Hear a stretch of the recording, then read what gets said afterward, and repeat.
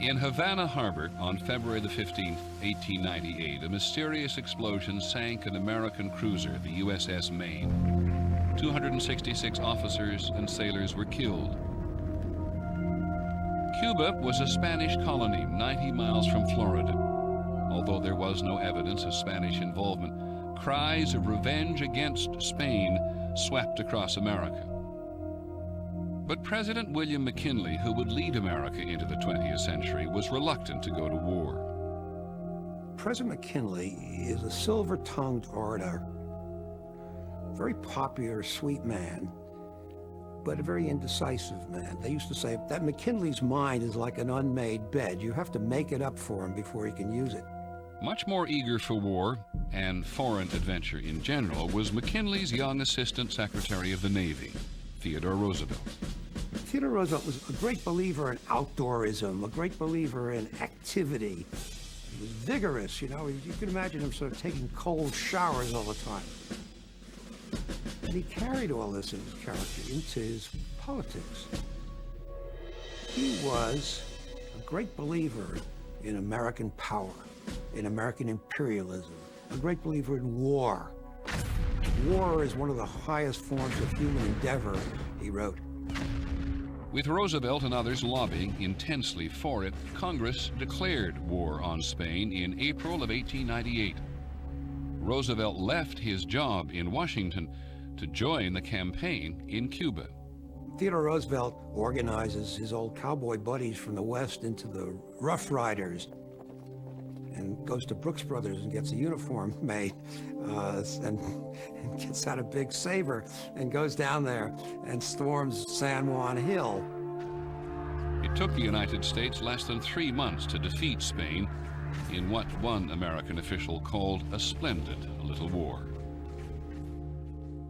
The spoils of war for the United States were the Spanish colonies of Cuba, Puerto Rico, Guam, and the Philippines. The United States was now an empire.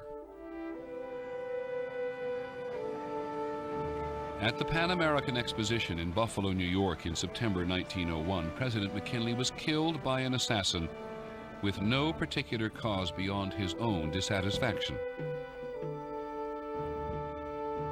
Theodore Roosevelt, by then vice president, became America's leader. He's really the first president who sees the United States as a global power. America's century begins really with Roosevelt. Theodore Roosevelt was an imperialist.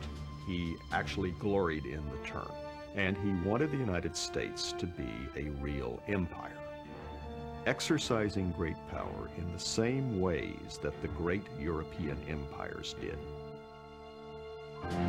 Roosevelt's design included linking the Pacific and Atlantic Oceans by building a canal through the Isthmus of Panama in northern Colombia.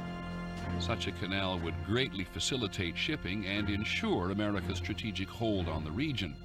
But when the Colombians refused to cooperate, Roosevelt encouraged the Panamanians to revolt against their Colombian rulers.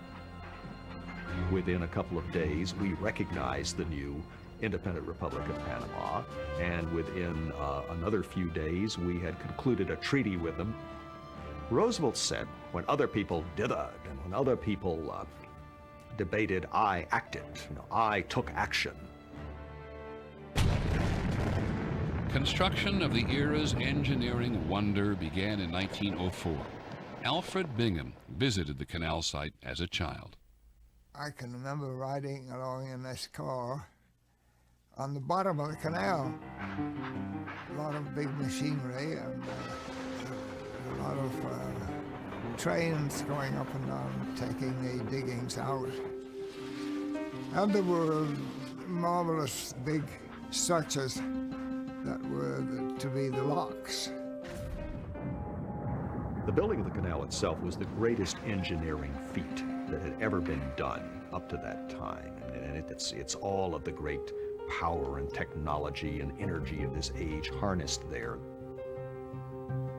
There's a wonderful photo of Theodore Roosevelt at the controls of one of these gigantic steam shovels that they used to dig out the ditch. The Panama Canal is a wonderful expression not only of him, but in many ways of America of that time.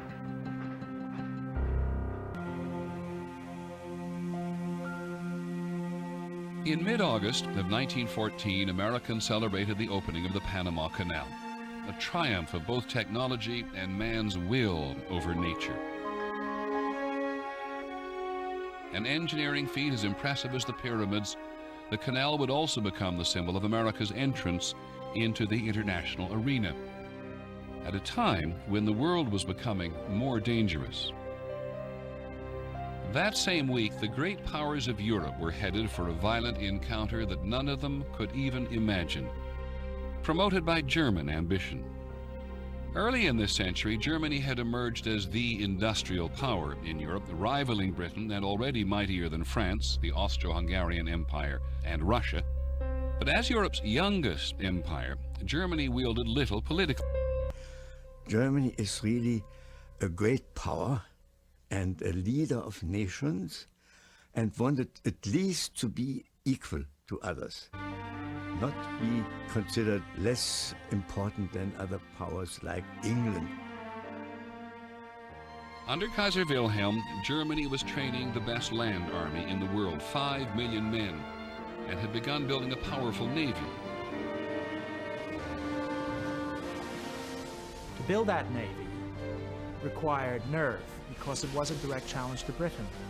And that conflict between Britain and Germany is at the heart of international affairs before 1914.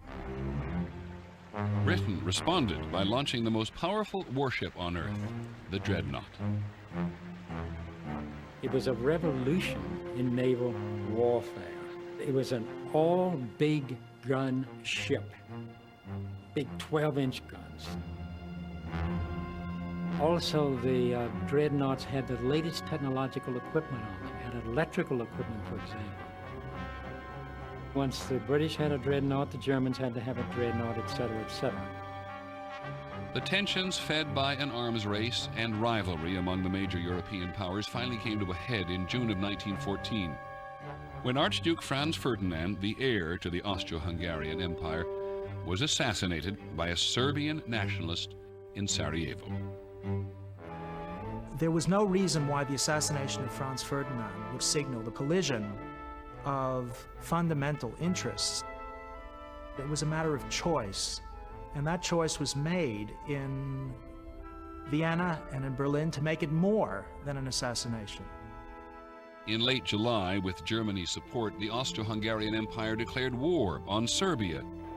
And within days, all the great powers of Europe, bound by their various alliances, were at war with each other. I was at a camp, a boys' camp in New Hampshire in 1914 when war was declared. And it was a shock to a very peaceful world. But nobody took it too seriously.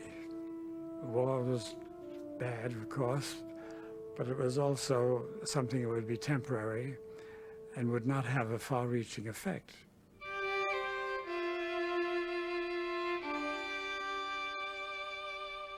But this war would be more catastrophic than any which had gone before, one in which technology, the engine of progress, would be used in the slaughter of millions. A war that would sow greater hatred and result in far greater consequences than anyone could imagine in that summer of 1914.